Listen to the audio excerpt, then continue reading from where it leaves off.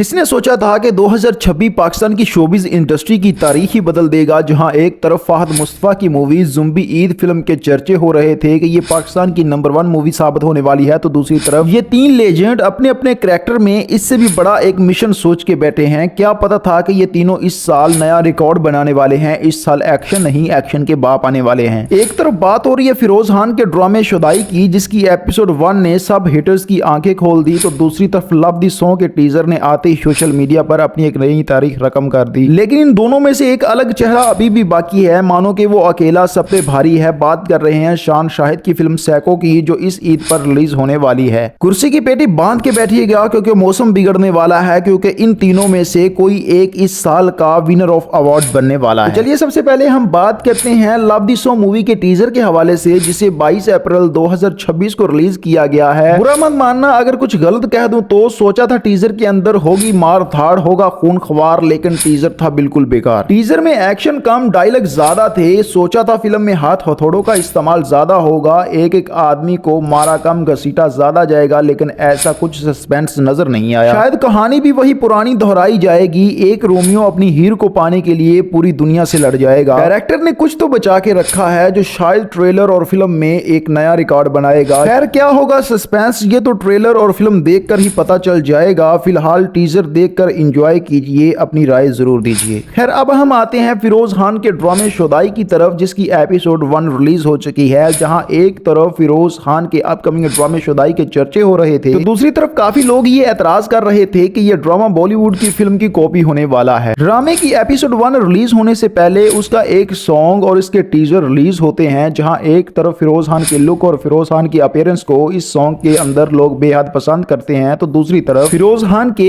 एक सीन ने social media पर तहलका मचा दिया, जिसमें फिरोज खान शुदाई लुक में शहर हाशमी के पांव को पकड़कर नीचे बैठे हैं। हासिदीन का कहना है कि ये सॉन्ग और ये कहानी फिल्म एनिमल की कॉपी होने वाली है। बताते चले कि एनिमल बॉलीवुड की एक ब्लॉकबस्टर मूवी है, जिसके अंदर हमें रणवीर कपूर और साथ हमें रश्मिका मंदाना नजर आई थी, और वो भी एक शॉट के अंदर इसी तरह रणवीर कपूर जो होते हैं सेम इसी लुक में नजर आते हैं।